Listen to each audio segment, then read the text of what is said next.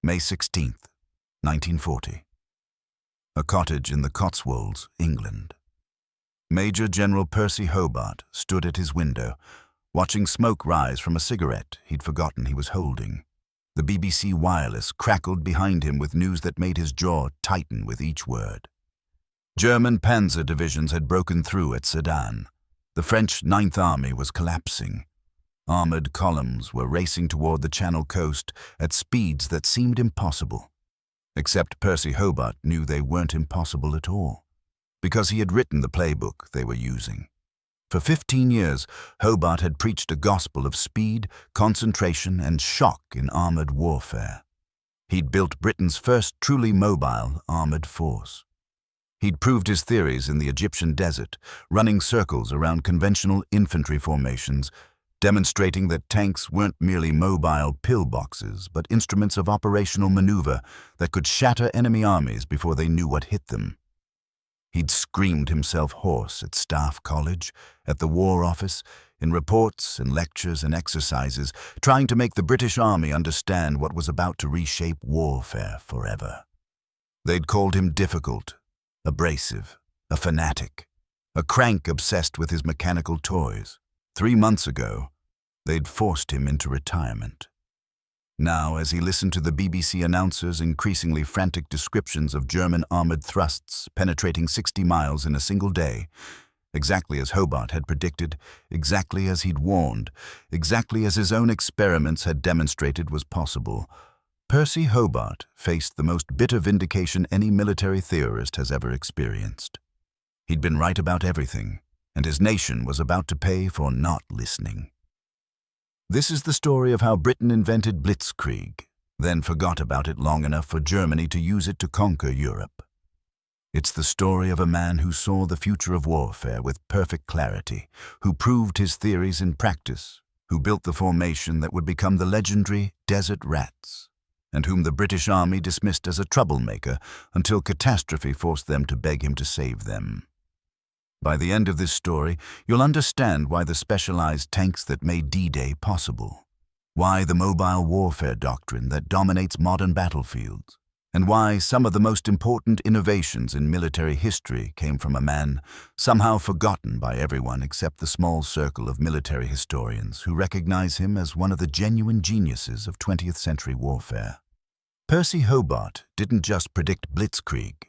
He invented it, demonstrated it, and then watched in anguish as his own country ignored it while Germany perfected it and used it to achieve the most stunning military victories since Napoleon.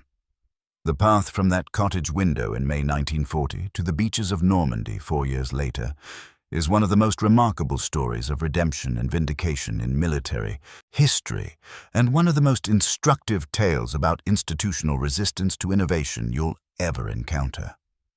What makes this story even more extraordinary is that it didn't have to happen this way. Britain could have entered World War II with the most advanced armored force in the world, doctrine and all. Instead, they entered it with scattered tank battalions attached to infantry divisions, using tactics that would have been outdated in 1918. The difference between those two realities was almost entirely attributable to whether the British military establishment listened to Percy Hobart or not. They chose not to listen. This is the story of what that decision cost, and how one stubborn, brilliant, infuriating man eventually got the last word anyway.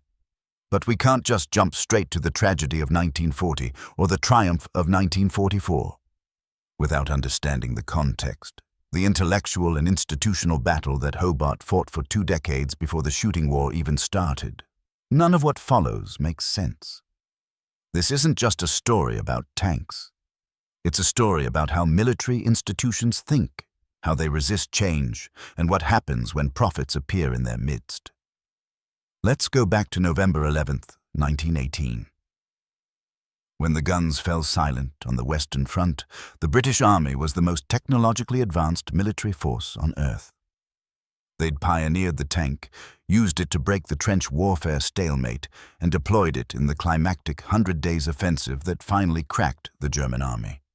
At Amiens on August 8, 1918, what Ludendorff called the Black Day of the German army, British tanks had led an assault that gained more ground in a few hours than previous offensives had gained in months.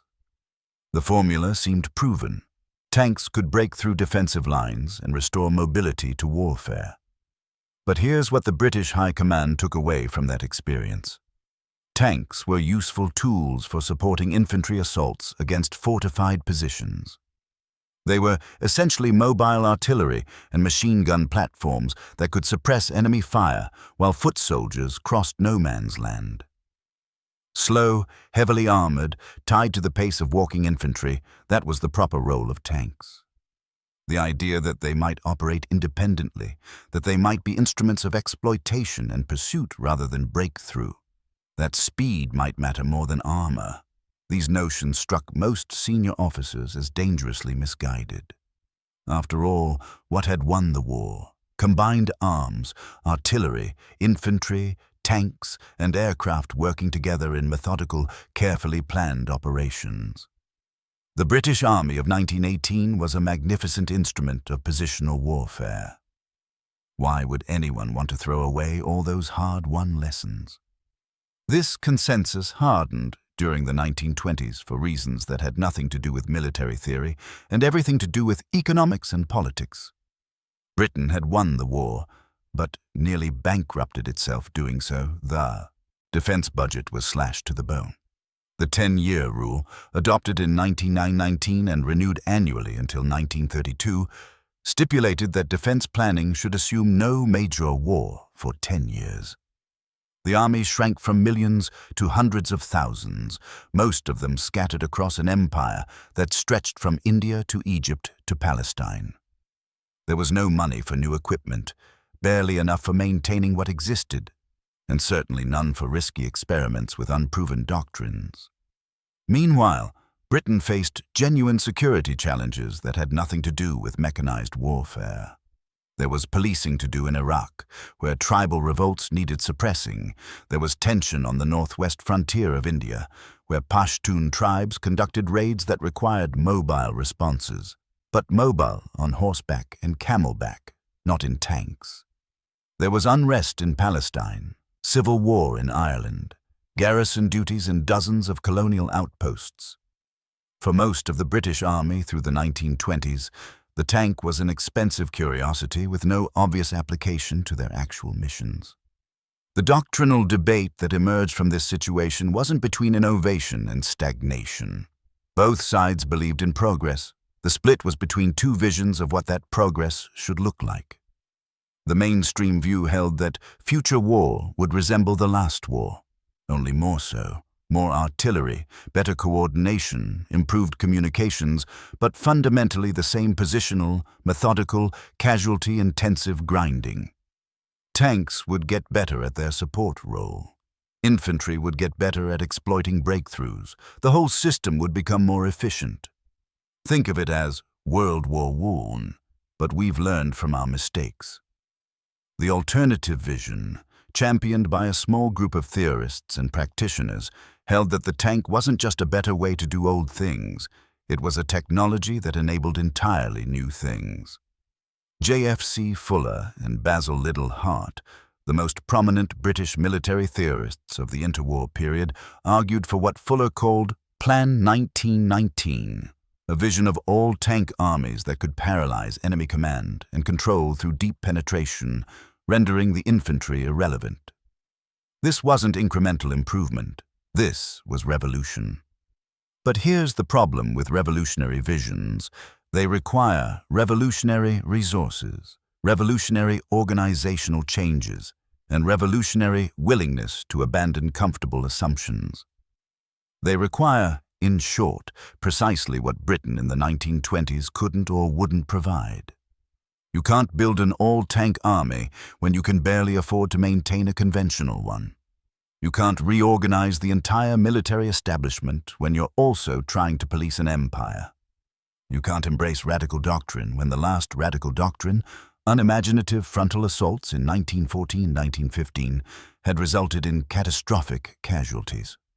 So the debate became theoretical, academic, disconnected from the actual challenges facing actual soldiers. Fuller wrote brilliant essays about future war. Little Hart published influential books about strategy and mechanization. Study groups at the Staff College debated tank doctrine. The Experimental Mechanized Force conducted exercises on Salisbury Plain in 1927-1928, demonstrating what highly mobile armored units might achieve. And then the money ran out. The experiments ended, and the Experimental Mechanized Force was disbanded. By 1930, British tank policy had essentially defaulted to build a few slow, heavily armored infantry tanks for the breakthrough role, build a few fast, lightly armored cavalry tanks for reconnaissance. Don't spend too much money on either, and assume that future war will look like past war with better technology. This wasn't a stupid policy. Given Britain's strategic situation, resource constraints, and political climate, it was arguably the only realistic policy. But it was a policy that left no room for the kind of armored warfare that was about to change everything. It left no room for concentration of force, for operational-level maneuver, for the kind of campaigns where speed and shock substitute for overwhelming firepower. It left no room, in short, for what would soon be called Blitzkrieg. And that's exactly what terrified the small group of officers who understood what modern mechanization actually meant. Because while Britain was making sensible, practical, resource-constrained decisions, someone else might be making bold ones. Someone else might figure out what tanks could really do when you stopped thinking about them as infantry support, and started thinking about them as the infantry themselves, but mobile, protected, and packing enormous firepower. Someone else might win the next war with Britain's own invention. Percy Hobart was one of the officers who lay awake at night worrying about exactly that scenario. And unlike Fuller and Little Hart, who were primarily theorists and writers, Hobart was a doer. He didn't want to write about future war. He wanted to build the force that would fight it. There was one man who thought differently about this problem, who understood both the theoretical vision and the practical constraints, who could bridge the gap between what Fuller preached and what the army could actually build, who had the technical competence to understand machinery and the tactical insight to employ it imaginatively. His name was Percy Cleghorn Stanley Hobart, and in 1927, when the story really begins, he was a 42-year-old lieutenant colonel with an unusual background and a growing reputation as both brilliant and insufferable. Hobart had been born into the Indian Army aristocracy in 1885, son of a civil service official in Naini Tal. His early life followed the standard pattern for British Indian children, sent back to England for schooling, educated at Clifton College, then on to the Royal Military Academy at Woolwich. He graduated in 1904, commissioned into the Royal Dull Engineers, the technical branch of the Army, the place for mathematically minded officers who understood construction, demolition, and machinery. This background would prove crucial. Hobart wasn't just a soldier. He was an engineer who understood how things worked at the mechanical level. His early career was unremarkable by the standards of the pre-war British Army. He served in India, learned Urdu and Punjabi, did the routine work of a junior sapper officer, bridge building, road construction, fortification. Then came 1914, and everything changed. Hobart's Great War was unusual. Instead of going straight to France, he spent the first year of the war in Mesopotamia, participating in the campaign against the Ottoman Empire. He was there for the advance up the Tigris, the attempt to take Baghdad, and then the disaster at Ctesiphon in November 1915, where the British Indian force was defeated and forced into a long retreat back to Kut al-Amara. He was there for the siege of Kut, one of the most miserable episodes in British military history. 5 months trapped in a pestilential town, starving, disease-ridden, watching the relief attempts fail one by one, until surrender in April 1916. This experience scarred Hobart in ways that mattered later. He saw what happened when forces became static, when mobility was lost, when enemies could concentrate against exposed positions. He saw the limitations of conventional infantry warfare in the age of machine guns and artillery, and he saw something else. The critical importance of logistics, of supply lines, of maintaining momentum. The force at Kut didn't fail because it wasn't brave. It failed because it got stuck. After his release from captivity, the Ottomans initially held him prisoner, but later repatriated him. Hobart was sent to France in 1917, just in time for the introduction of tanks to the British Army. He didn't serve in the tank corps initially. He was still a sapper, doing engineer work. But he watched the tanks, studied them, talked to tank corps top officers, and began to think about what these machines represented. Here's what distinguished Hobart from most of his contemporaries. He didn't see tanks as simply armored cars or mobile fortresses. He saw them as a solution to the mobility problem. Everything about his war experience, Cot, the failed offensives in France, the grinding positional warfare, pointed to the same conclusion. Armies that got stuck got destroyed. Armies that could move, concentrate, strike, and move again survived and won. Tanks weren't valuable because they were tough. They were valuable because they could move under fire, and movement under fire was the rarest and most precious capability on the modern battlefield. By the end of the war, Hobart had transferred to the tank corps. This was an unusual move for a senior sapper officer, and it raised eyebrows. The tank corps was new, untested, looked down upon by traditional arms. Moving there signaled that you were either a visionary or a malcontent, and often both. Hobart was definitely both. Through the 1920s, while Fuller and Liddell Hart wrote theory, Hobart learned tanks from the ground up. He commanded tank units. He taught at the tank corps schools. He studied not just tactics, but mechanics, maintenance, logistics, all the unglamorous details that determined whether theories worked in practice. He learned that tanks broke down constantly, that crews needed extensive training, that operations had to account for fuel consumption and mechanical reliability. He learned the difference between what looked good on paper and what actually worked in the field. And he developed a reputation. Officers who served under him found him exacting, demanding, impossible to satisfy. He ran exercises constantly, pushing crews and machines to their limits, trying to discover what worked and what didn't. He had no patience for incompetence, no tolerance for excuses, no interest in politics or diplomacy. If you made a mistake, he told you, bluntly, publicly, memorably, if you showed promise, he pushed you harder than you thought you could be pushed. His subordinates either worshipped him or detested him, with very little middle ground. His superiors found him difficult. Hobart had strong opinions about everything: doctrine, organization, training, equipment, and he expressed them forcefully, without the careful hedging and diplomatic phrasing that made institutional life bearable. When he thought something was stupid, he said so. When he thought senior officers were wrong, he told them. He wrote reports that were models of clarity and bluntness, outlining exactly what needed to change and why current policy was inadequate. This didn't make him popular, but it made him effective. By the early 1930s, Hobart was recognized as one of Britain's leading experts on mechanized warfare. Not the most famous, that was Fuller. Not the most influential with the public, that was Liddell Hart. But among officers who actually commanded tanks, who lived with the realities of mechanization, Hobart was the man who understood both the vision and the vehicle. In 1933, Hobart published a paper that summarized his thinking.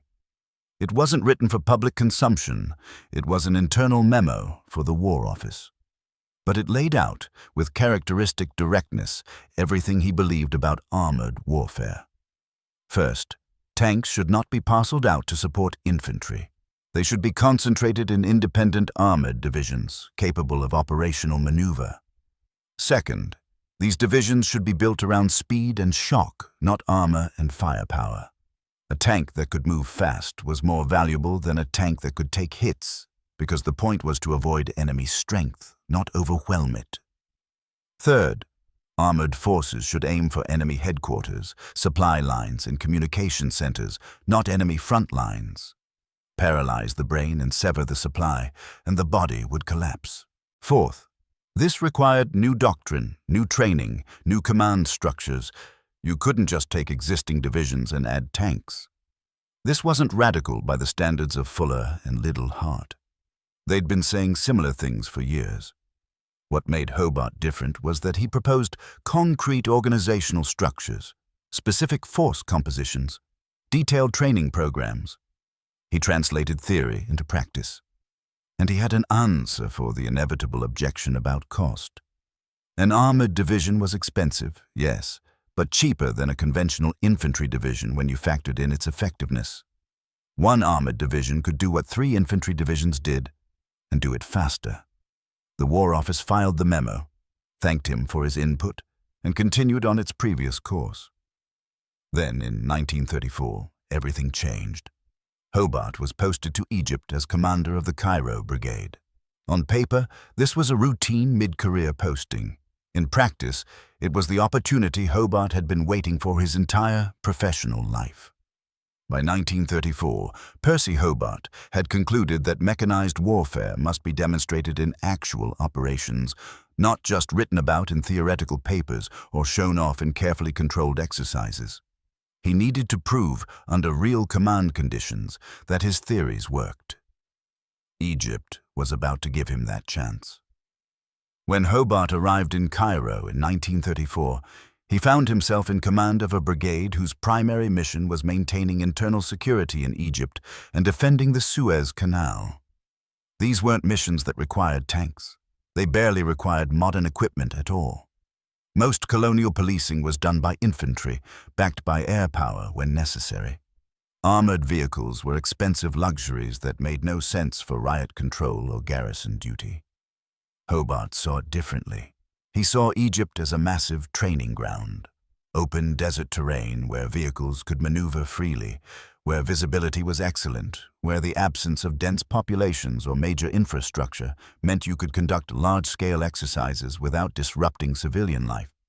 He saw the strategic importance of Egypt, the Suez Canal, the crossroads between Britain and India, the potential theater of operations if war ever came with Italy or against Axis forces generally.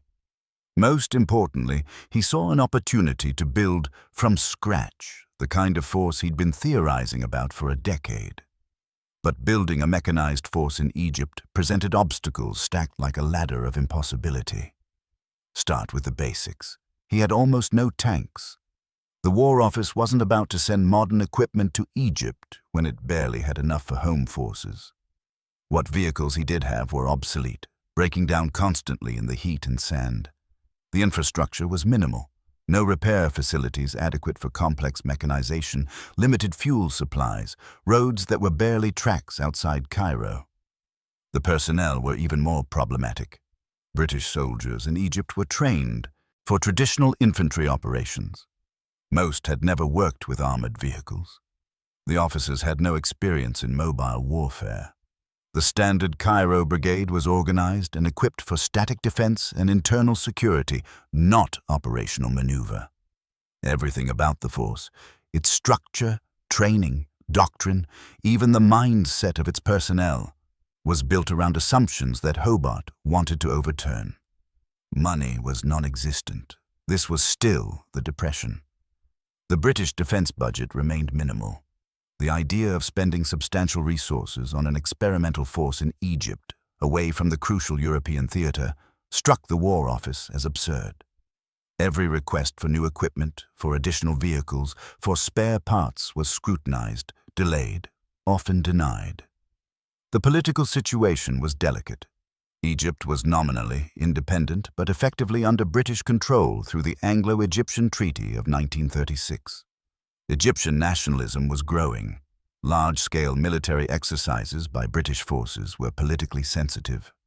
Hobart would have to conduct his experiments without triggering diplomatic incidents or nationalist protests. Finally, there was institutional resistance.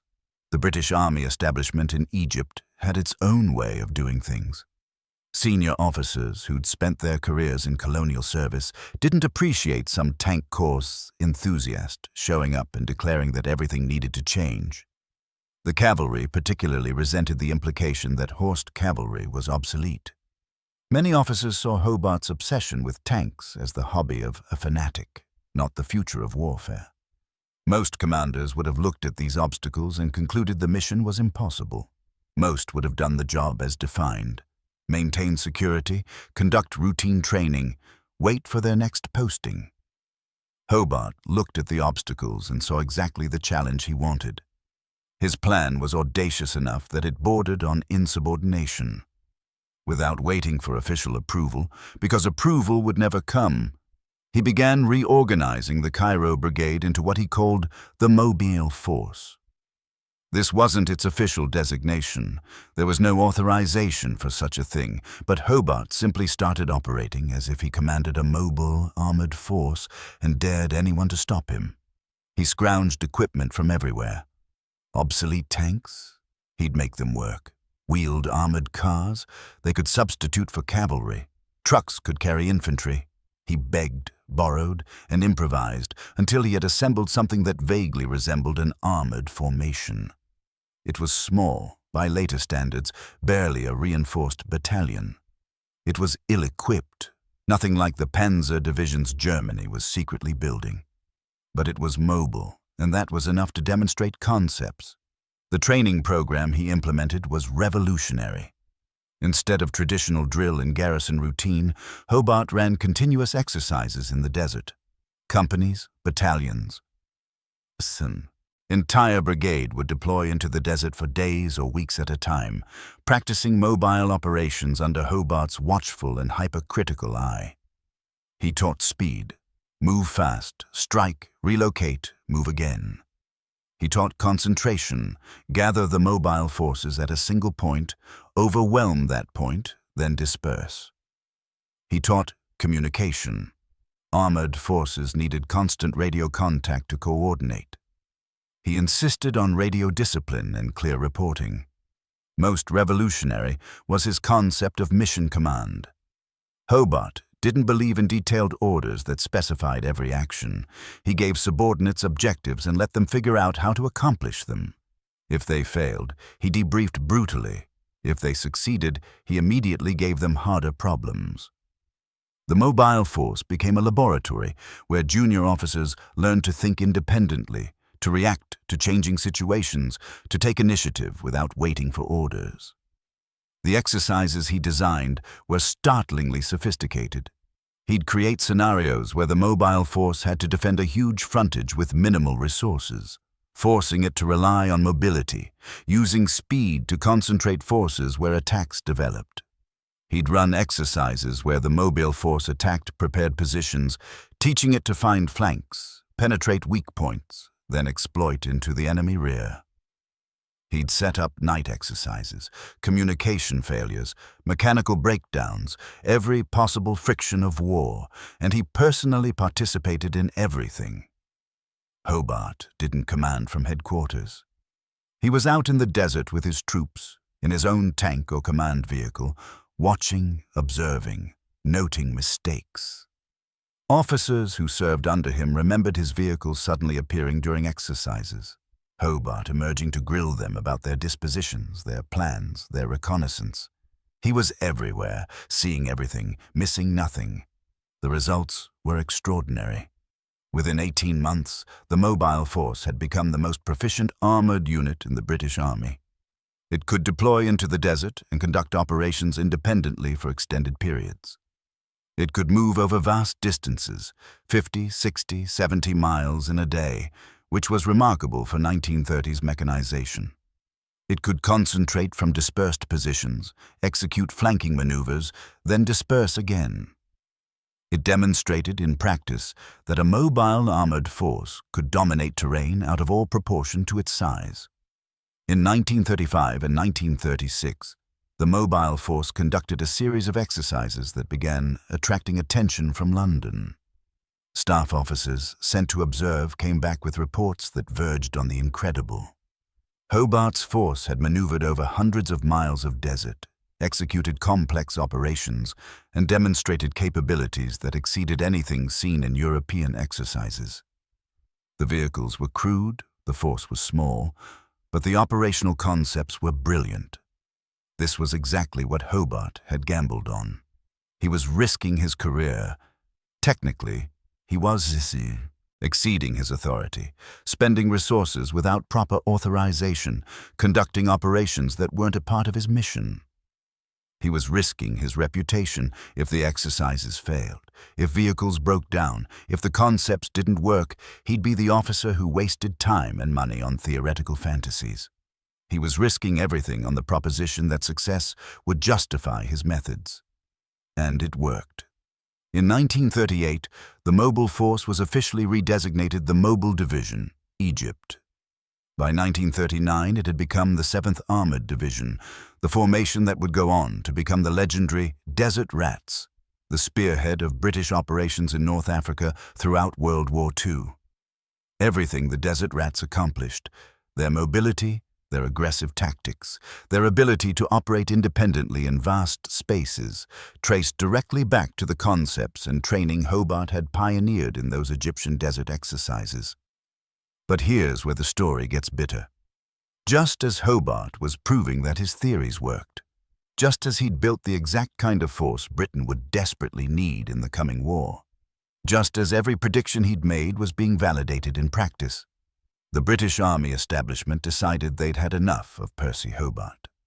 By 1938, Percy Hobart should have been untouchable. He'd taken a hodgepodge of obsolete equipment and unmotivated troops and built the most advanced armored formation in the British Empire. The Mobile Division was proving every day that mechanized warfare worked, that tanks could operate independently, that speed and maneuver could substitute for overwhelming force. Officers from across the army came to Egypt to observe his exercises and went home converts to the new doctrine. But Hobart had also accumulated enemies. This is the part of the story where we have to confront an uncomfortable truth. Genius often comes packaged with personality traits that make institutional life difficult. Hobart was abrasive. He was arrogant. He had no patience for mediocrity and no skill at hiding his contempt for officers he considered incompetent. He'd spent years telling the military establishment they were wrong about everything that mattered. And now that he'd been proven right, he wasn't gracious about it. Senior officers who visited Egypt found Hobart insufferable. He lectured them about their failures. He demonstrated in exercises how their traditional formations would be destroyed by mobile forces. He wrote reports that were models of brutal honesty, outlining exactly how unprepared Britain was for modern war. These reports made their way to London, where they infuriated exactly the people whose support Hobart needed. The cavalry branch particularly detested him. Hobart had publicly argued that horsed cavalry was obsolete, that cavalry regiments should be mechanized immediately. This wasn't just doctrinal disagreement, it was an attack on identity, tradition, and careers. Cavalry officers had spent their lives mastering mounted warfare. Their regiments had centuries of proud history, and here was this tank corps upstart declaring it all irrelevant. Hobart's administrative style didn't help. He was obsessed with training to the point of fanaticism. Exercises ran constantly, often under brutal conditions. Vehicle maintenance was expected to be perfect. Hobart believed that mechanical reliability was a moral issue, that officers who tolerated poor maintenance were failing their duty. He demanded incredibly detailed reports on every operation, every failure, every lesson learned. His staff worked constantly, under intense pressure, with little praise and abundant criticism. Some officers thrived under this regime. They found Hobart inspirational, a commander who actually cared about preparing for real war instead of peacetime pretense. But others found him tyrannical. Complaints filtered back to London. Hobart was too hard on his officers, ruining morale, creating a toxic command climate. Some of these complaints were legitimate. Hobart did drive people too hard. Some were from officers who simply couldn't meet his standards and resented being called out for it. Then came the bureaucratic knives. In 1938, the War Office conducted a review of officer assignments. Hobart was 53 years old, nearing the end of his career by normal standards. The Mobile Division was successful, yes, but perhaps it was time to bring in someone else, someone younger, someone more diplomatic, someone who could maintain the force's effectiveness without all the drama. Lieutenant General Sir Robert Gordon Finlayson, the GOC British troops in Egypt, had grown weary of Hobart's difficult personality. He wrote to the War Office suggesting Hobart be reassigned. The recommendation wasn't based on military competence. No one could question the mobile division's effectiveness.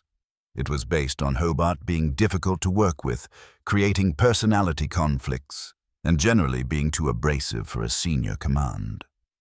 The War Office was happy to oblige. In September 1939, as Europe was plunging into war, as Germany was demonstrating in Poland exactly the kind of mobile warfare Hobart had pioneered, the British Army forced Percy Hobart into retirement. The official reason was age. He was 54, beyond the normal retirement point for major generals. But dozens of officers older than Hobart remained in active service. The real reason was that he'd made himself impossible to work with at the institutional level. The British Army establishment decided that losing his expertise was acceptable if it meant getting rid of his personality. Let's be clear about what this meant. Britain was about to fight a war where armored warfare would be decisive. They had in Percy Hobart a commander who understood mobile operations better than anyone else in the British Army, who'd proven his concepts in practice, who'd trained what would become their best armored division. And they fired him. The decision would have consequences that echoed through the first years of World War II. September 1st, 1939. German panzer divisions crossed the Polish border in the largest mechanized offensive in military history. 2,500 tanks, organized into fast-moving armored columns, supported by dive bombers and motorized infantry, smashed through Polish defenses and penetrated deep into the country. Within 2 weeks, the Polish army had been destroyed as an organized force. Within a month, Poland had ceased to exist. The speed and completeness of the victory shocked everyone except the people who understood mechanized warfare. Percy Hobart, watching from retirement, understood perfectly. This was his doctrine. Concentration of armor into independent divisions, speed over armor, deep penetration to paralyze enemy command. Everything the Germans were doing he'd taught and practiced in Egypt. The Germans hadn't copied him directly. They developed their concepts independently, learning from their own theorists like Guderian. But the principles were identical. The lesson was obvious. Mechanized warfare worked exactly as Hobart had predicted. Britain's response to the Polish campaign revealed how little the establishment had learned. The War Office analysis of Fall Weiss, the German invasion of Poland, focused on Poland's weakness, not Germany's strength. The Poles had been outnumbered, they said. Their strategic position was hopeless. They had poor equipment. The swift German victory didn't necessarily mean mechanized warfare had changed everything. It might just mean Poland was uniquely vulnerable. Through the autumn and winter of 1939 to 1940, the phony war period when Britain and France mobilized but conducted no major operations, Hobart watched with growing alarm as the British Expeditionary Force deployed to France with utterly inadequate armored forces. Britain had 2 armored divisions, both still in the process of formation, both equipped with inadequate tanks, both lacking the training and doctrine to operate effectively. The bulk of the BEF consisted of conventional infantry divisions, organized and trained for positional warfare, with little ability to maneuver rapidly. Hobart knew what was coming. Germany wasn't going to politely wait for Britain and France to catch up. Germany was building up forces along the western border, preparing for an offensive that would employ the same tactics that had crushed Poland. And when that offensive came, the Allies would be facing panzer divisions with formations that were still mentally fighting World War I. He wrote letters to anyone who would listen. He contacted former subordinates now serving in France, offering advice on how to counter German armor. He published articles in military journals, outlining what Britain needed to do: concentrate armor, improve training, adopt mobile doctrine. Some of his advice was heeded at the tactical level. Most of it was ignored at the strategic level. Then came May 1940. On May 10th, German forces launched Fall Gelb, the invasion of France and the Low Countries. The initial attacks drew Allied forces north into Belgium exactly as German planners intended. Then came the hammer blow. On May the 13th, German armor broke through the French lines at Sedan. Guderian's Panzer Corps, exploiting the breakthrough, raced west toward the Channel coast. By May 20th, German tanks had reached Abbeville, cutting the Allied armies in two.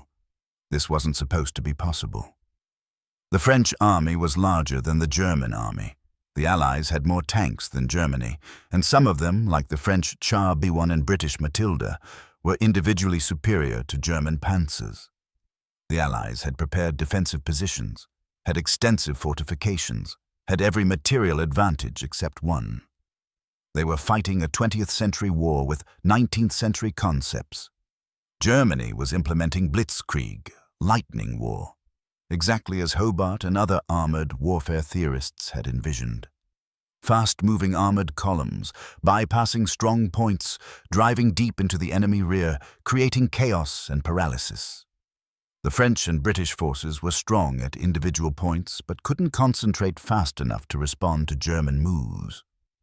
Their command structures were too slow, their doctrine too rigid, their formations too immobile. The campaign was effectively decided in 2 weeks. By the end of May, the BEF was evacuating from Dunkirk. By mid-June, France was requesting an armistice. The German victory wasn't close.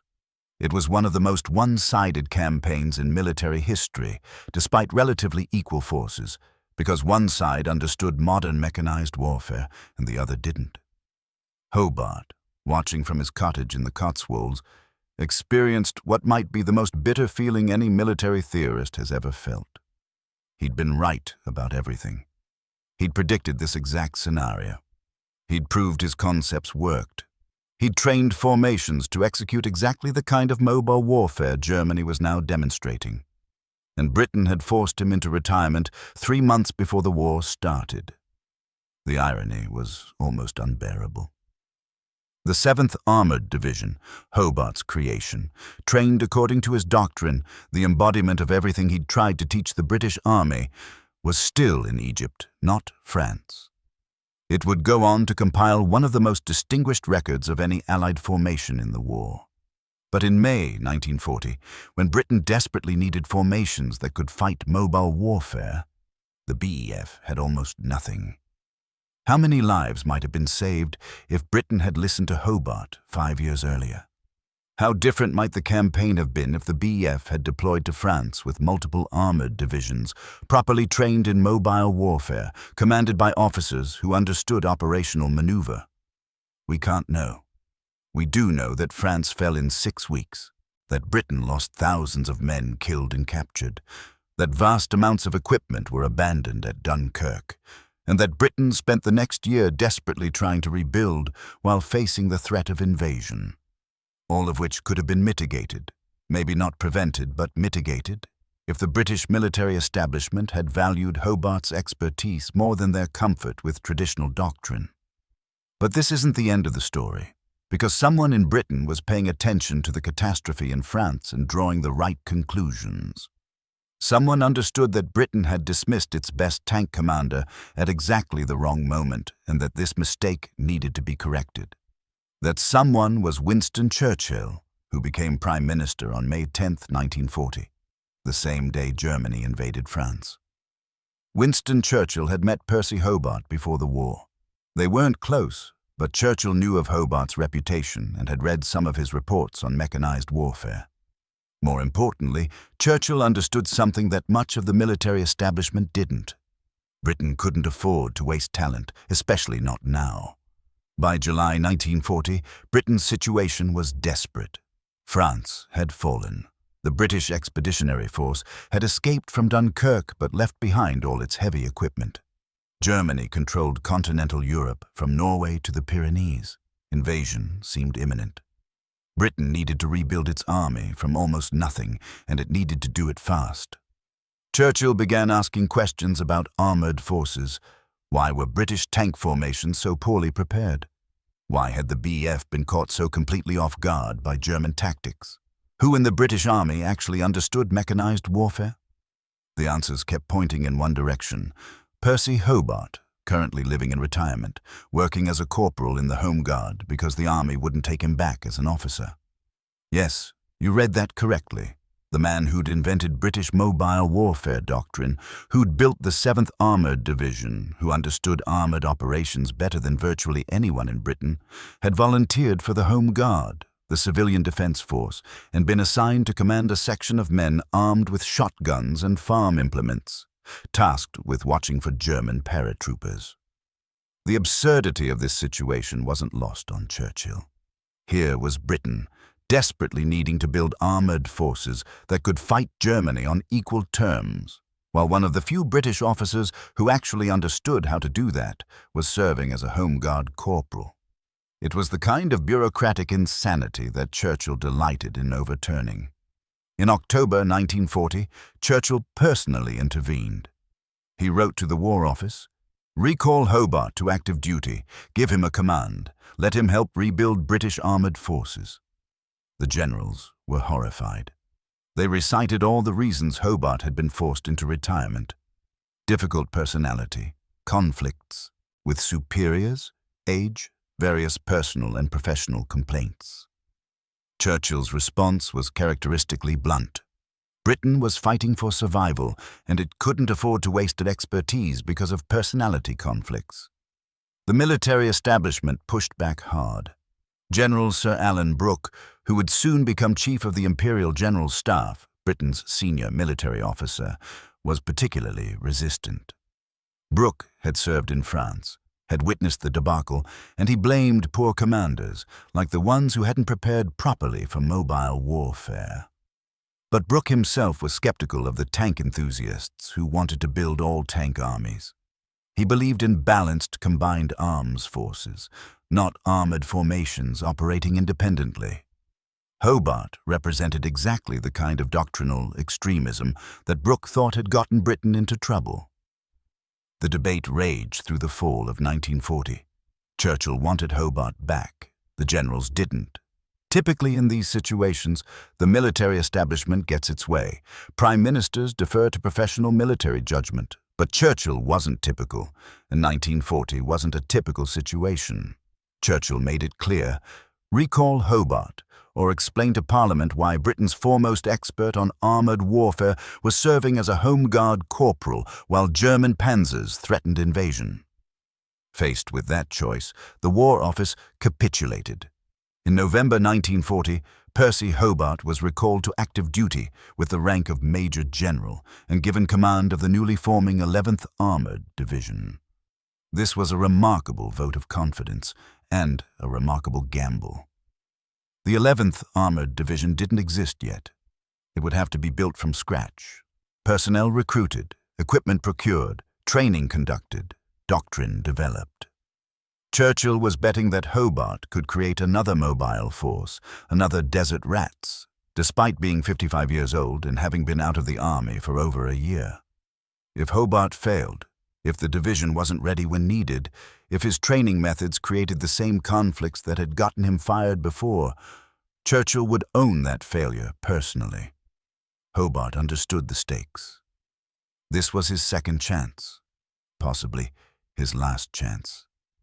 Whatever happened next would define his legacy. He could be the prophet who was rejected and vindicated, or he could be the difficult officer who'd been given one chance too many and failed. The next few years would determine which story got told. What Hobart did with the 11th Armoured Division between 1940 and 1942 is a case study in how to build a first-rate military formation under desperate circumstances. He essentially replicated what he'd done in Egypt, but faster and under more pressure. Recruit personnel, many of them raw civilians with no military experience. Train them relentlessly in mobile operations, combined arms tactics, initiative and mission command. Run exercises constantly, pushing equipment and people to their limits, learning what worked. Develop doctrine, not through theoretical papers, but through practical experimentation. But this time, Hobart had learned something about institutional politics. He was still demanding, still exacting in his standards, still impatient with incompetence. But he was more careful about how he expressed criticism, more diplomatic in dealing with superiors, more conscious of the political dimension of command. He'd learned, at great cost, that being right wasn't enough. You also had to be tolerable enough that the organization would listen to you. The 11th Armored Division became an outstanding formation. It would eventually fight through northwestern Europe in 1944-1945, participating in the breakout from Normandy and the advance into Germany. But before the 11th Armored finished training, Hobart received another assignment, one that would cement his reputation forever. In March 1943, Churchill and General Sir Alan Brooke, who'd warmed to Hobart after seeing the 11th Armored take shape, gave him command of the 79th Armored Division with a unique mission. The 79th wouldn't be a standard armored division. Instead, it would specialize in developing and operating specialized armored vehicles for solving specific tactical problems. It would be an experimental and operational unit combined, developing new equipment, testing it, training crews, then deploying alongside conventional formations to handle obstacles that normal tanks couldn't overcome. This was perfect for Hobart. It combined everything he was good at: technical innovation, tactical problem-solving, unorthodox thinking, training, and it gave him a mission where his difficult personality was actually an asset.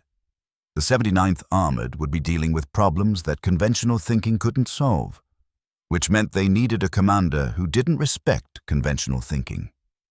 What Hobart created with the 79th Armored would become known affectionately as Hobart's Funnies, a collection of specialized tanks that would prove decisive in the greatest amphibious operation in history.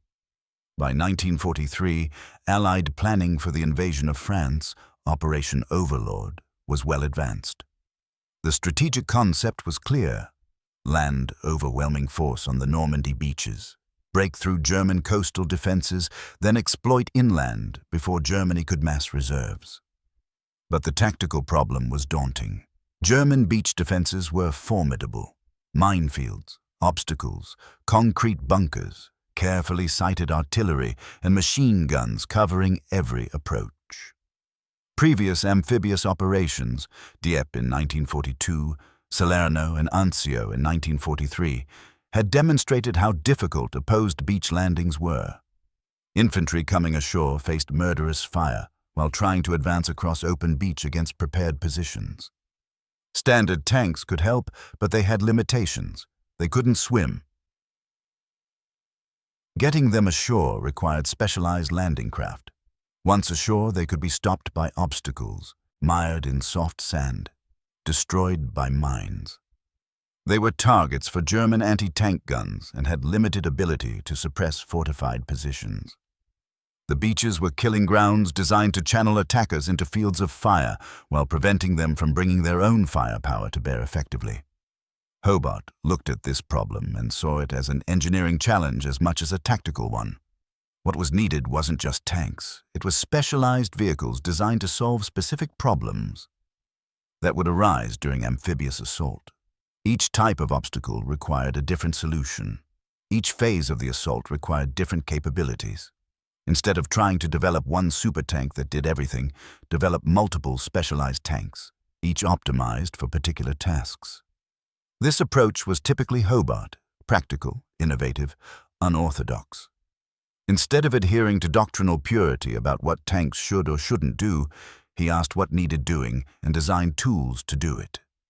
The 79th Armored Division became a laboratory for developing these tools, then an operational unit for deploying them.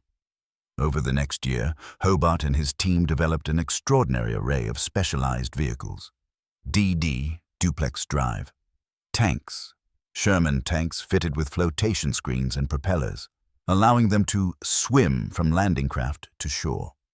This solved the problem of getting armor onto the beach during the initial assault waves.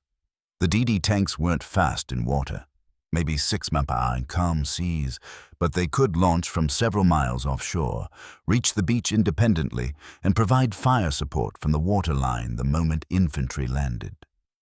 The Germans wouldn't expect tanks to appear in the first minutes of the assault. Flail tanks, Sherman tanks fitted with rotating drums carrying heavy chains. As the drum rotated, the chains flailed the ground in front of the tank, detonating mines without exposing crews to risk. The flail tanks could clear lanes through minefields under fire, allowing following infantry and vehicles to advance safely. Previous mine-clearing techniques required engineers to clear mines manually, slow, dangerous work that became nearly impossible under fire.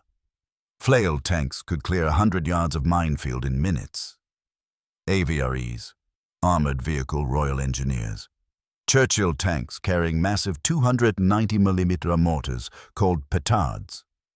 These fired huge explosive charges, flying dustbins, capable of demolishing concrete fortifications, blowing up obstacles, or creating craters to fill anti-tank ditches. The petard had incredibly short range, about 80 yards, but devastating power. An AVRE could approach a concrete bunker, fire its petard at point-blank range, and crack the fortification open. They also carried fascines, bundles of wood, or bridge sections to cross obstacles. Crocodile flame tanks, Churchill tanks towing armored trailers full of fuel, with flame projectors replacing the whole machine gun. The flamethrower could project burning fuel, 1 to 20 yards, reaching into bunkers and trenches, suppressing defenders without requiring perfect aim. The psychological impact was immense. Troops facing flamethrower tanks often surrendered or retreated rather than be burned alive. ARCs, Armored Ramp Carriers, tanks converted to mobile bridges. The turret was removed, and ramps were fitted that could be extended over sea walls, ditches, or other obstacles. An ARC would drive up to an obstacle, extend its ramps, and other vehicles would drive over it, using the ARC as a bridge. This solved the problem of vertical obstacles like sea walls that conventional tanks couldn't climb. Bobbin tanks, tanks carrying large rolls of reinforced matting. As the tank advanced across soft sand or mud, it would lay the matting behind it, creating a trackor for following vehicles. This prevented vehicles from bogging down in soft terrain that would normally be impassable. Each of these vehicles addressed a specific obstacle that Allied planners knew would be present on the beaches. Mines, flail tanks, concrete bunkers, AVREs, seawall, ARCs, soft sand, bobbins. Together, they formed an integrated system for breaching fortified beaches, not through overwhelming force, but through specialized tools applied at the right time and place. Hobart didn't invent all these concepts from scratch. Engineers and tankers had been experimenting with specialized vehicles throughout the war. What Hobart did was recognize their value, champion them institutionally, integrate them into a coherent doctrine, and then train crews to operate them under fire. The 79th Armored Division became the institutional home for what would otherwise have been scattered experiments. Training the crews was as important as developing the vehicles. These weren't conventional tanks. They required special techniques, special maintenance, special understanding of when and how to employ them. Flail tank crews needed to know how to clear lanes systematically, how to coordinate with engineers marking cleared paths, how to continue operating when chains broke, which they did constantly. AVRE crews needed to understand how to approach fortifications without exposing their thin armor, how to aim the petard mortar, which had no conventional sights, how to work with infantry marking targets. Hobart ran the 79th through exhaustive exercises, testing the vehicles under realistic conditions. They practiced amphibious landings, combined operations with infantry, breaching fortified lines. The exercises revealed problems, mechanical failures, coordination difficulties, tactics that didn't work, which were corrected before the actual invasion. By June 1944, the crews of the 79th Armored were probably the best trained specialized armor crews in the world. The British and Canadian armies embraced Hobart's funnies enthusiastically. They'd learned, through hard experience in Italy and North Africa, that specialized tools made impossible tasks possible. Their D-Day assault plans integrated the funnies at every level, DD tanks swimming ashore, flails clearing beach obstacles, AVREs demolishing bunkers, arcs bridging sea walls. The American command was skeptical. American doctrine emphasized aggressive infantry assault supported by conventional armor and artillery. The idea of specialized tanks struck many U.S. commanders as overly complicated, gimmicky, solving problems that could be handled through firepower and elan. Some American units trained with Hobart's vehicles, most declined. The U.S. assault forces would land with conventional tanks, delivered by landing craft, and rely on infantry courage and naval gunfire to overcome obstacles. This decision would have consequences on the morning of June 6, 1944. The contrast between British or Canadian beaches and American beaches on D-Day provides one of the most stark demonstrations in military history of how equipment and tactics determine casualties. At Gold Beach, where British 50th Division landed, DD tanks swam ashore in the initial assault wave. They arrived within minutes of the infantry, immediately engaging German bunkers with direct fire. Flail tanks came ashore in subsequent waves, clearing lanes through minefields and beach obstacles while under fire.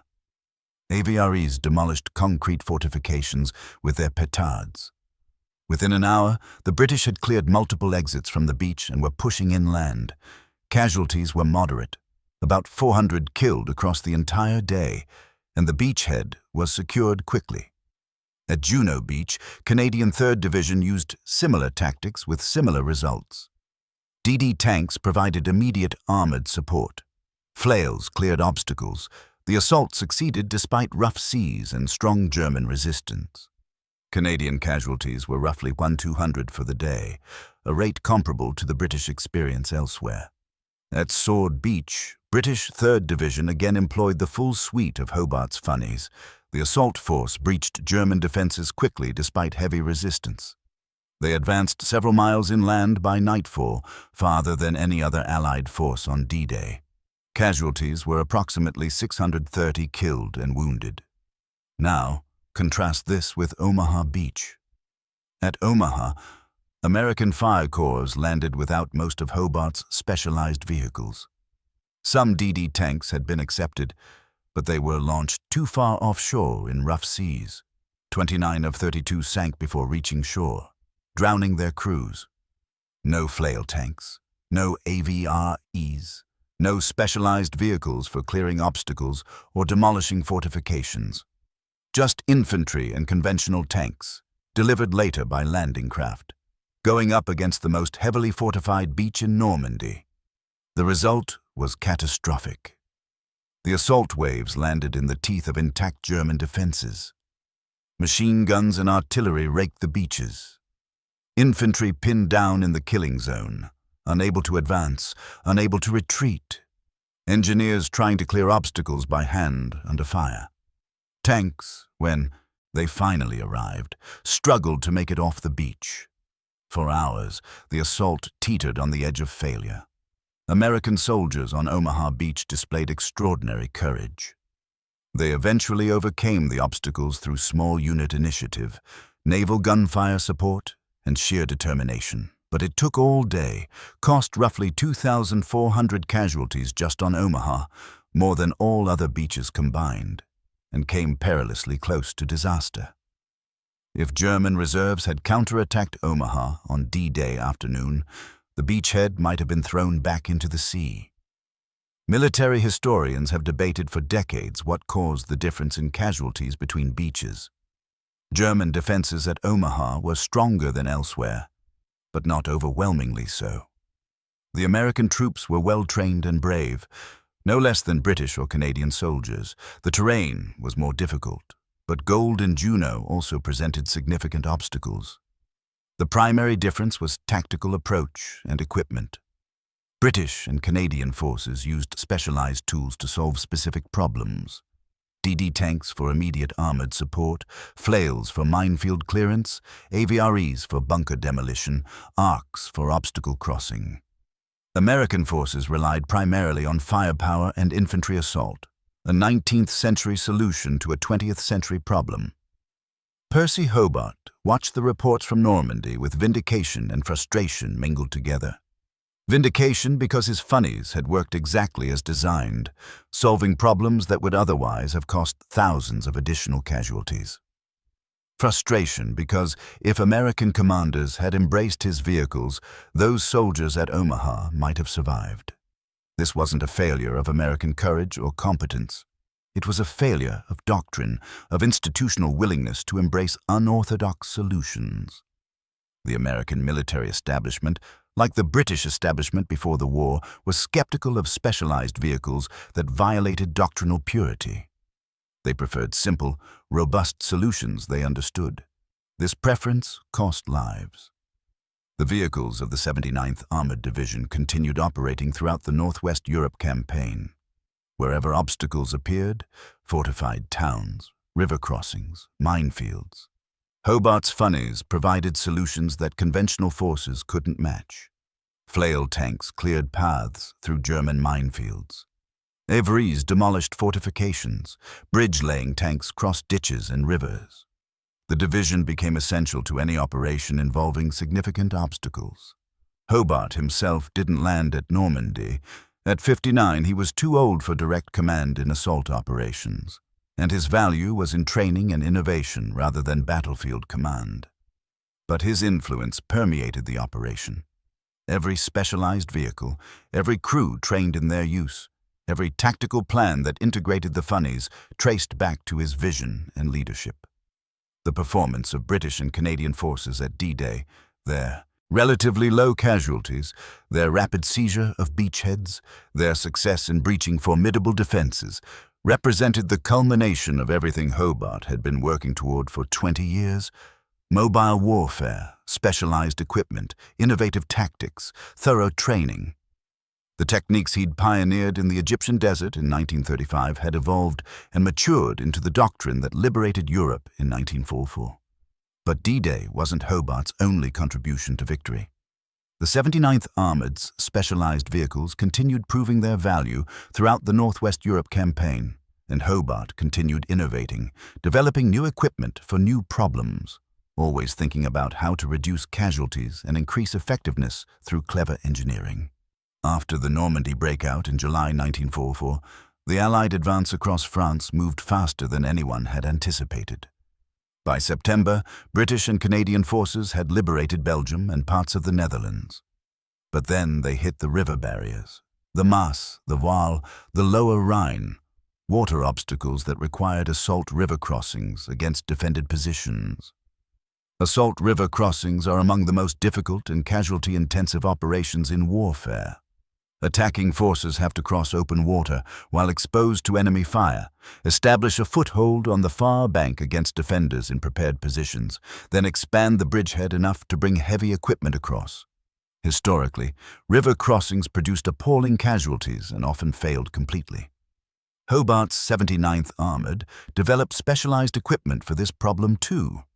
Amphibious tracked vehicles could cross rivers under their own power, carrying infantry and equipment. Arc bridge layers could position bridges over narrow rivers. Specialized rafts could ferry tanks across before proper bridges were built. The techniques developed through 1944 made river crossings possible with acceptable casualties. Not easy, but achievable. When Montgomery attempted to cross the Rhine at Arnhem in September 1944, Operation Market Garden, the operation famously failed, largely because British paratroopers landed too far from their objective and couldn't seize the bridges before German reinforcements arrived. But a lesser-known part of Market Garden succeeded. British XXX Corps, supported by elements of the 79th Armored, fought their way across the Maas and Waal rivers using assault crossing techniques and specialized vehicles.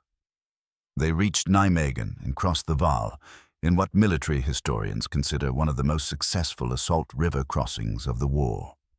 The operation failed at Arnhem, but the river crossings themselves demonstrated that specialized equipment and proper tactics could overcome obstacles that would otherwise be impossible. Through the winter of 1944-1945, as Allied forces prepared for the final assault into Germany, Hobart continued innovating. The 79th developed vehicles for breaching the Siegfried Line. Germany's fortified border defenses, for crossing the Rhine in assault, for dealing with urban warfare in German cities. Flail tanks evolved to handle not just mines, but also rubble and debris. AVREs received new demolition charges for different types of fortifications. The division became a problem-solving organization. Present them with an obstacle, and they'd develop equipment and tactics to overcome it.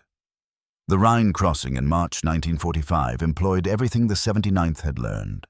Amphibious vehicles, bridge layers, specialized crossing equipment, all coordinated in a massive operation that put Allied forces across Germany's last major water barrier with surprisingly light casualties. The specialized vehicles weren't glamorous. They didn't win dramatic tank battles or race across open terrain.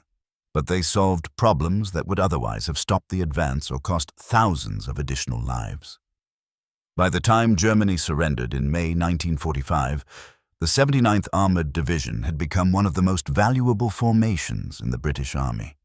Not through combat power in the traditional sense, but through enabling other forces to accomplish missions that would otherwise be impossible. Every major river crossing, every fortified position, every minefield encountered by British and Canadian forces in Northwest Europe involved the 79th's specialized vehicles. Percy Hobart's contribution to victory was unique. He hadn't commanded the formations that won the great battles.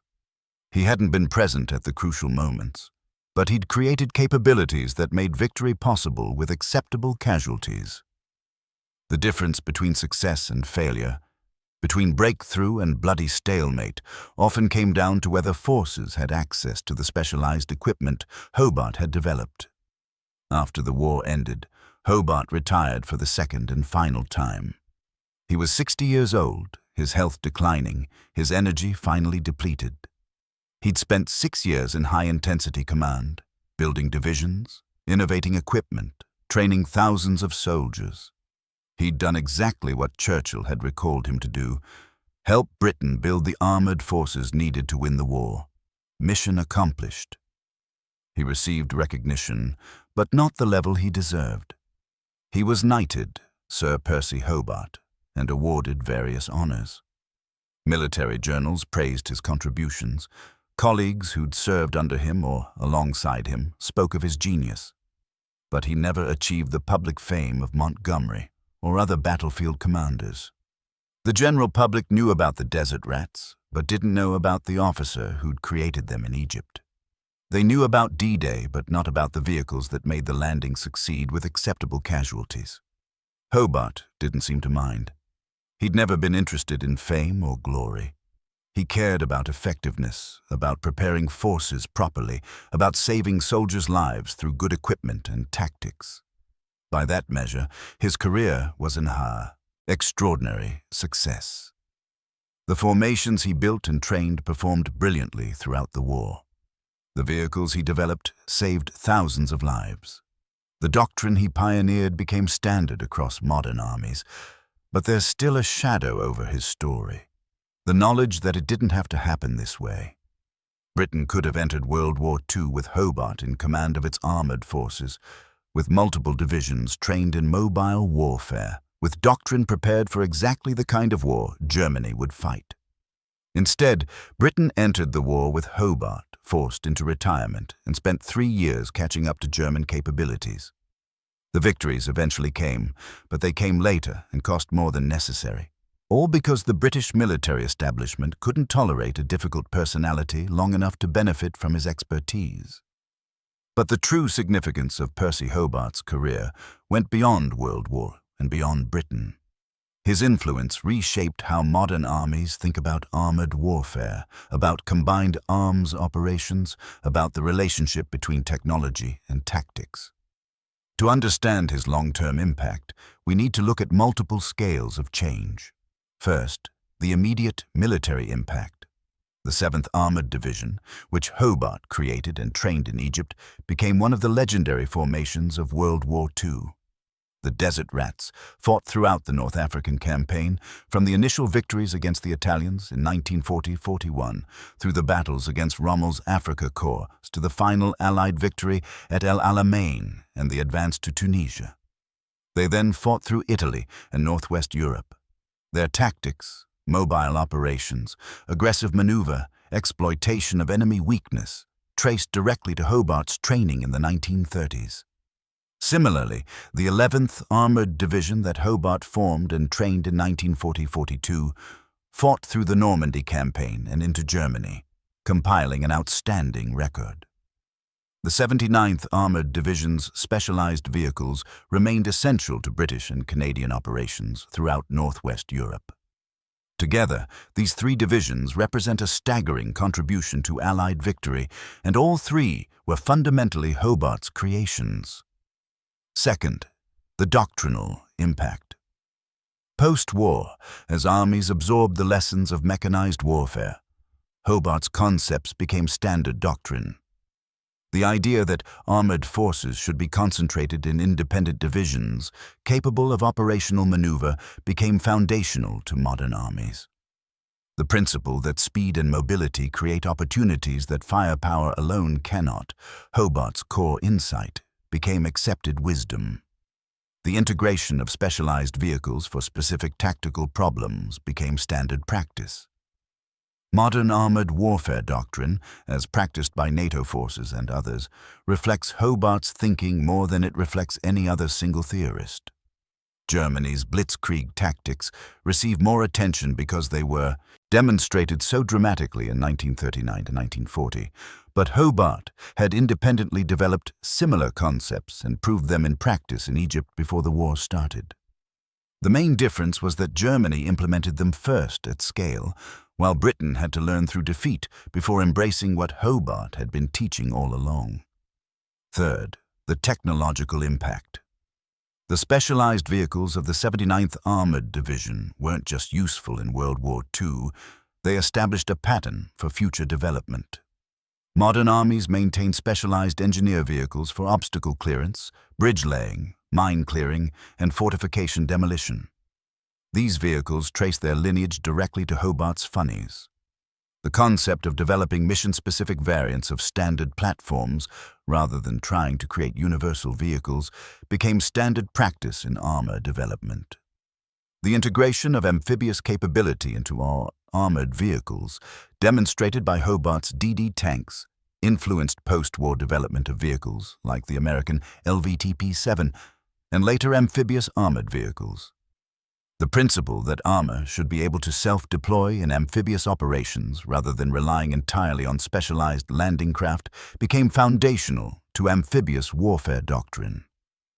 Fourth, the organizational impact. Hobart demonstrated that specialized capabilities required specialized organizations. The 79th Armored Division wasn't just a collection of odd vehicles. It was an institutional framework for innovation, training, and deployment of specialized equipment. Modern armies maintain similar organizations, engineer brigades, specialized units, and organizations focused on particular missions that require unique capabilities.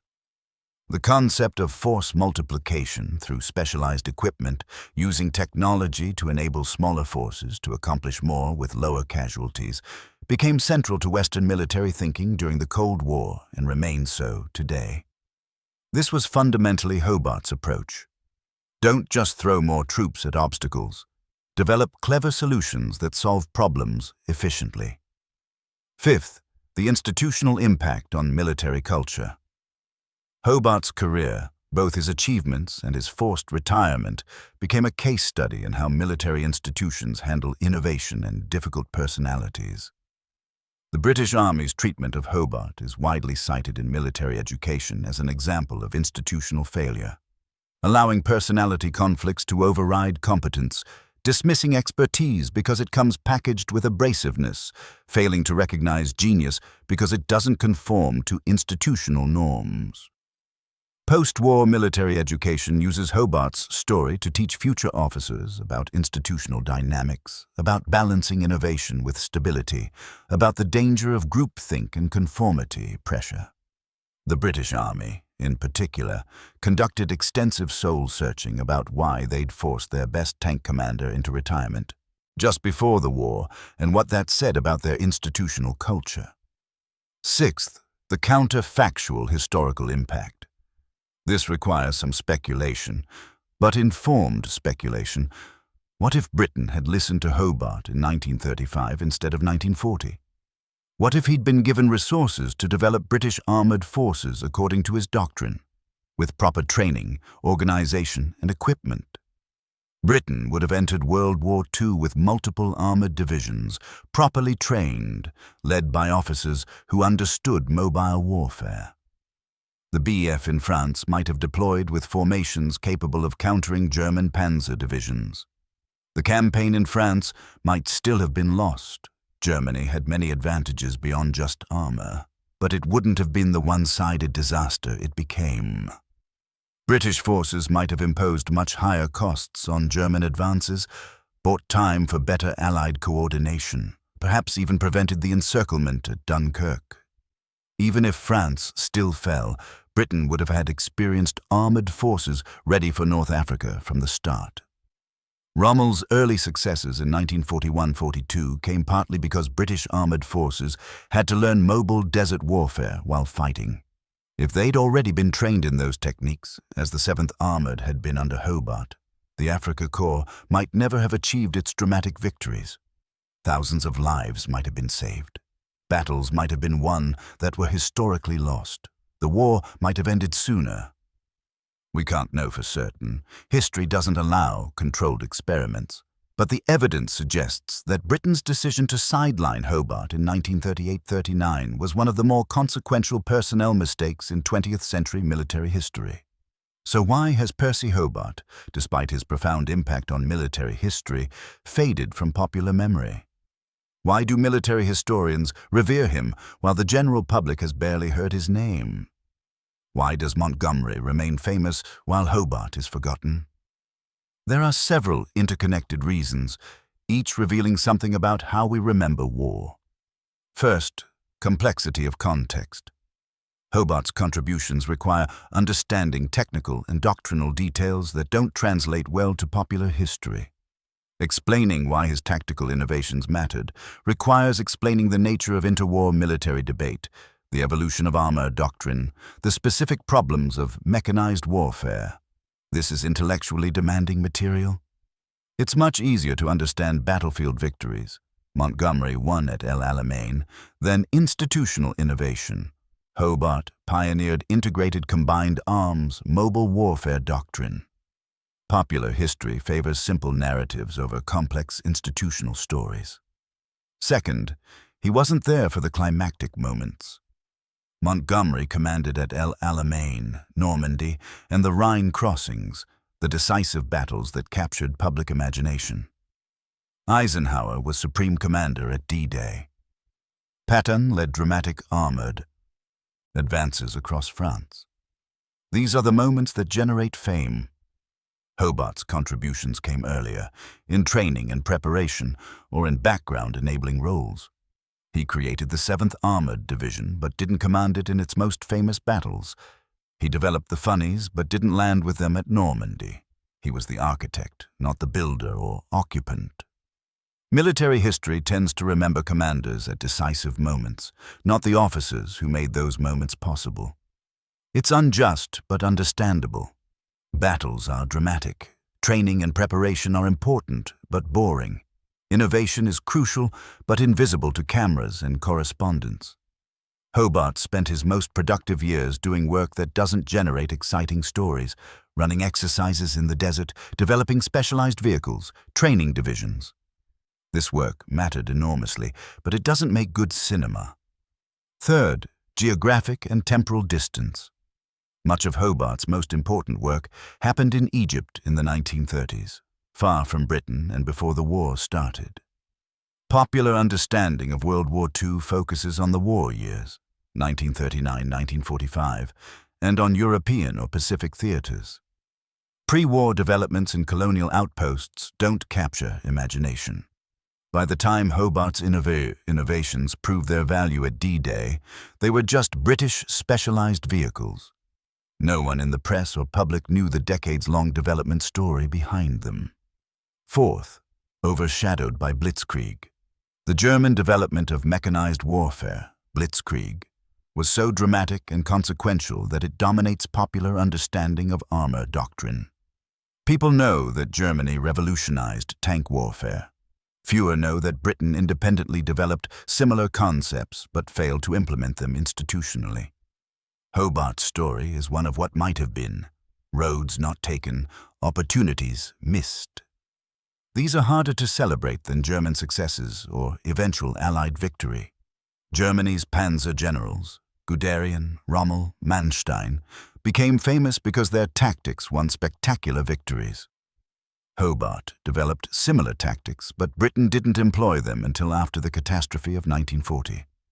It's hard to build popular fame around "he was right, but nobody listened." Fifth, political controversies. Hobart's forced retirement in 1939 and recall in 1940 involved institutional conflicts that reflected poorly on the British military establishment. After the war, there was natural reluctance to dwell on this episode. Why highlight that Britain's best tank commander was fired just before the war? Why draw attention to institutional failures when you're trying to celebrate victory? It was more comfortable to focus on eventual success rather than earlier mistakes. Military institutions generally prefer to emphasize their successes rather than acknowledge failures of judgment. Hobart's story involves both triumph and institutional failure. The triumph gets mentioned: brilliant officer who developed specialized vehicles, while the failure gets downplayed or omitted. This creates an incomplete narrative that fails to capture the full arc of his career. Sixth, personality and self-promotion.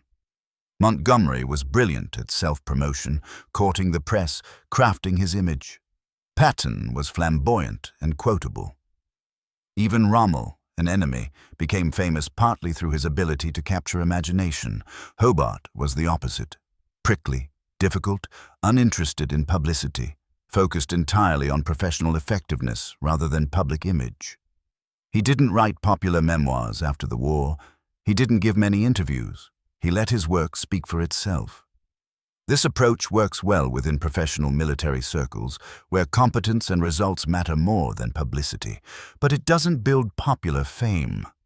History remembers the generals who told their own stories, not those who quietly retired without fanfare. Seventh, changing scales of warfare and technology. Hobart's innovations involved the mechanization of warfare. A crucial transition, but one that seems obvious in retrospect. Modern audiences take armored warfare for granted. Everyone knows tanks are central to land combat. The intellectual struggle to develop mechanized warfare doctrine doesn't seem dramatic because we already live in the world that struggle created. It's like celebrating the invention of the assembly line. Crucial historically, but hard to appreciate because it's now ubiquitous. Similarly, specialized vehicles seem like common sense now. Of course, you need mine-clearing vehicles and bridge layers and amphibious tanks. Hobart's genius was recognizing this before it was obvious and developing the vehicles before they were needed. But from a modern perspective, it doesn't seem revolutionary, just sensible engineering. The difficulty of the intellectual leap gets lost in historical distance. Despite these factors, military historians have never forgotten Percy Hobart. Professional military education uses his career as a case study. Armor officers study his tactical concepts. Military historians writing about the development of mechanized warfare invariably discuss his contributions. In the community that matters most, professional soldiers studying their craft, Hobart remains recognized as one of the genuine innovators of 20th century warfare. But popular history favors different criteria: dramatic battles, larger-than-life personalities, simple narratives of heroism and victory. By these criteria, Hobart doesn't compete well with more famous generals. His story is too complex, too institutional, too much about preparation rather than execution, too much about what could have been rather than what was. In the end, Percy Hobart deserves to be remembered not just for what he accomplished, though his accomplishments were remarkable, but for what he represented.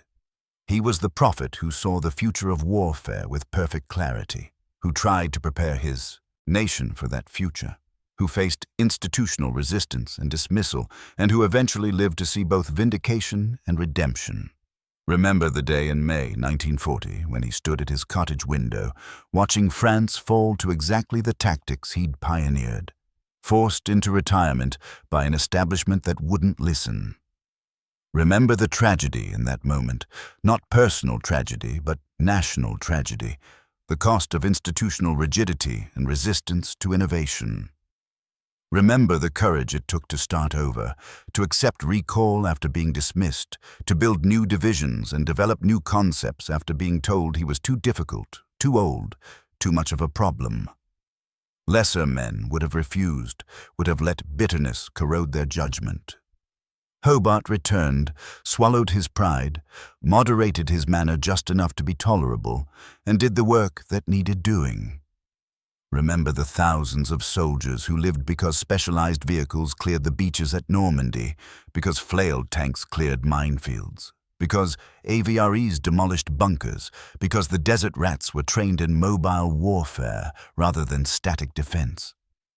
Every innovation that reduced casualties, every technique that enabled operations that would otherwise be impossible, represented lives saved and objectives achieved. This was Hobart's true genius. Not winning battles, but making battles winnable at acceptable cost. Remember that sometimes, not always, but sometimes, at critical moments in history, individual actions matter enormously. The British Army's decision to sideline Hobart in 1938-39 had strategic consequences.